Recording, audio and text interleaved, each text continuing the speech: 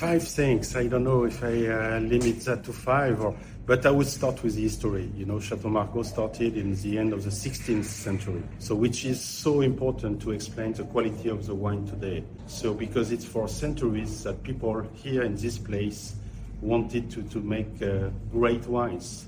And just because first they found customers able to pay a lot of money to drink great wines.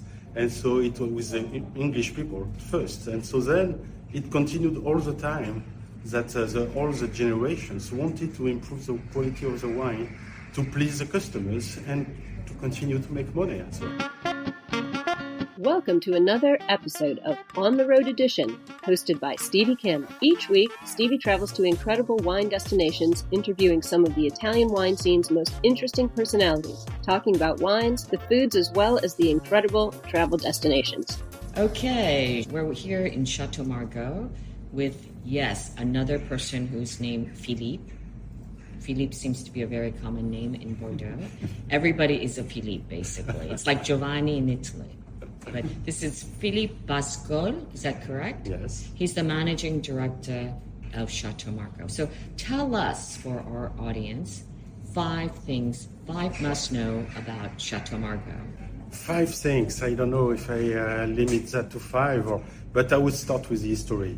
Chateau Margaux started in the end of the 16th century, so which is so important to explain the quality of the wine today. So because it's for centuries that people here in this place wanted to make great wines. And just because first they found customers able to pay a lot of money to drink great wines.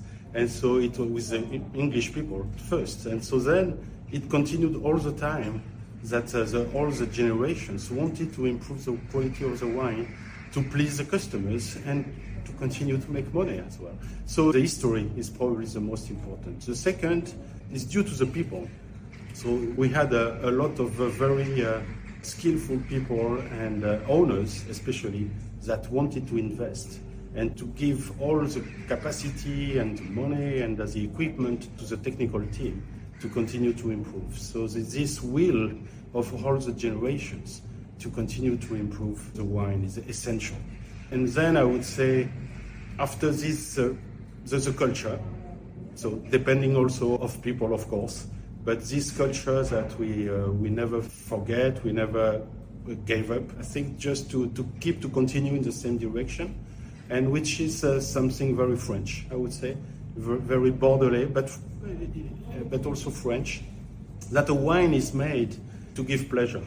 So wine is made to be drunk. It's not something to admire or to something special or very impressive. No, it's something that just gives pleasure, that is able to pair with food and to share with people. So a wine that is very impressive but also aggressive is not a good wine for me and for us. So a wine has to be very refined, very delicate, easy to drink, and then you can talk with other people, even if you don't think about the wine itself. A great wine makes the life better, and you feel happier. The question is, how do you feel? The question is not what is a wine? How do you find the wine? No, it's how do you feel yourself? And so if you feel good and better, okay, it is a great wine, that's all. And then we have also the climate at the end, all the natural conditions that allowed to achieve this vision, to achieve this quality of wine, this type of wine we want to make. And so it's wonderful that here in this region, it's a very complete and very excellent pairing between the vision of people and the natural conditions. And so we can achieve this. So which is, we were lucky, I think, but it's also the skills of people. And then today I would say that we have the architecture. Maybe we can, because first people see the castle. And so it's also very important to give an image for the wine. And we are very lucky to have this wonderful castle, so elegant, so I would say impressive, but so well balanced, so delicate. So it's something we are very lucky to have it. and it's a very good expression of the place and finally of the wine. Bonus question. You came when you were 27 to Chateau Margaux, Yes. right? And then after many years, you left and you went to Napa to manage Inglewood. Now you're back to your original sin, Chateau Margaux. So at a personal level, what is the main difference living in Napa and living in Bordeaux? It's a complex question.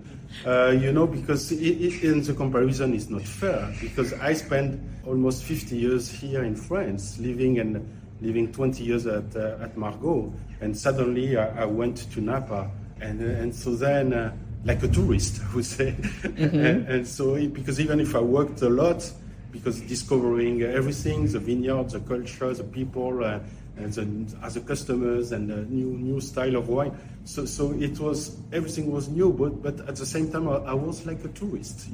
Each time I went to all the states of US, and it was a fantastic journey. But the comparison is not fair. But just to answer the question, I would say that the food is very different. The wines are very different. The culture is different. Mindset is different, and some are positive. I like the optimism of American. I like the happiness of American people. I like that. The enthusiasm. Right. In France we are complaining much more All the time. all the time. So I like that, but at the same time I like the nuances that we find in France that sometimes we don't see in US. So I am very happy to be back in France today and still continuing to collaborate in Napa. I think they're very happy to have you back. Thank you. So merci beaucoup, Philippe Thank you very Boscal. Boscal, how do you say it? Bascal. Bascal, the managing director of Chateau Margaux. And that's a wrap.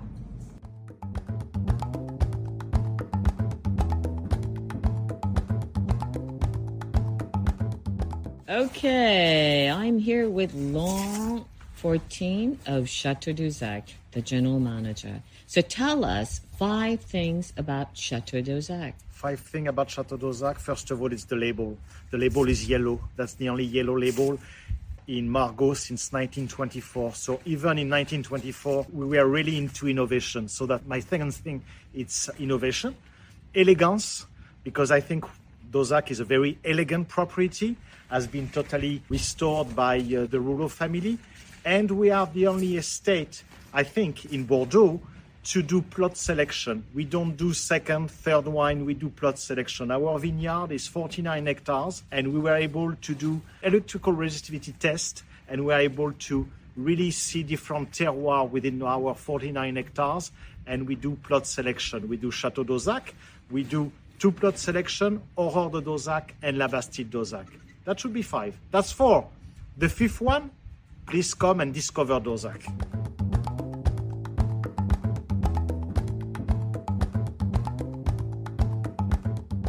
Hello, this is the continuation of the Bordeaux series, and I'm here with Arnaud Frédéric. He's the sales director for Chateau Montrose. Bonjour, Arnaud. Bonjour tout le monde. Hello, everybody. Hi there. So, what are the 5 things that must-knows, 5 must-knows about Chateau Montrose? So the first thing is obviously the poetic origin name of Chateau Montrose. So back in the day, when everything started, what happened here is the land was full of heather.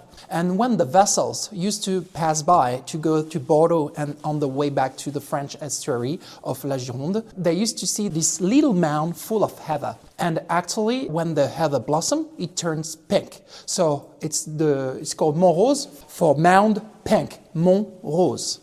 So that's the first thing I would like to say. The second thing will be probably everything about the terraces, because something you need to know in the Medoc. There is mainly 2 main terraces, T3 and T4. 99% of the Grand Cru Classé of the Medoc are located on the T3. And we have both here. We are lucky enough to have T3 and T4, and this is different kind of soil, and T4 is known as the elite core kind of soil for the Medoc, and it's perfectly suitable for the Cabernet Sauvignon, which is the king of grapes for the area. So the third thing would be the intraplot picking.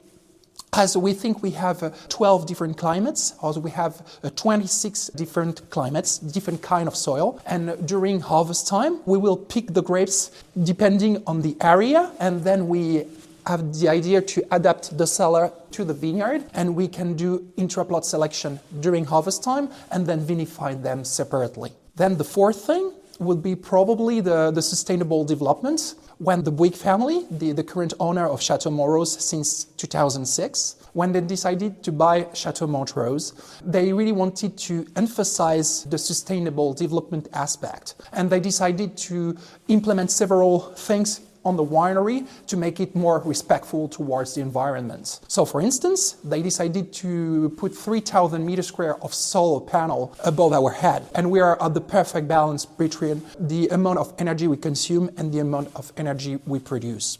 And the fifth would be probably a little regards towards the future, basically. As you know, we have to deal with global warming. I should say that how can we deal with it in the future? And we're working on a project which is called Montrose 2070, and the idea is implementing new agronomic system in the vineyard and in the winery to be able to deal with this kind of global warming in the future. So this is all about the canopy, the vine stock selection, the size of the trellising, the way we prune the grapes. Basically, if I would have to summarize the situation, I would say it's all about family values, sustainable development, innovation, and of course, the people who works on the winery has a family spirit. Excellent. Merci beaucoup, Arnaud. And that was 5 things about Chateau Montrose. Thank you very much. Nice to speak with you guys. Enjoy it. Thank you for joining us on another episode of On the Road Edition, hosted by Stevie Kim. Join her again next week for more interesting content on the Italian wine scene. You can also find us at ItalianWinePodcast.com or wherever you get your pods. You can check out our YouTube channel, Mama Jumbo Shrimp, to watch these interviews and the footage captured at each location. Cin Cin!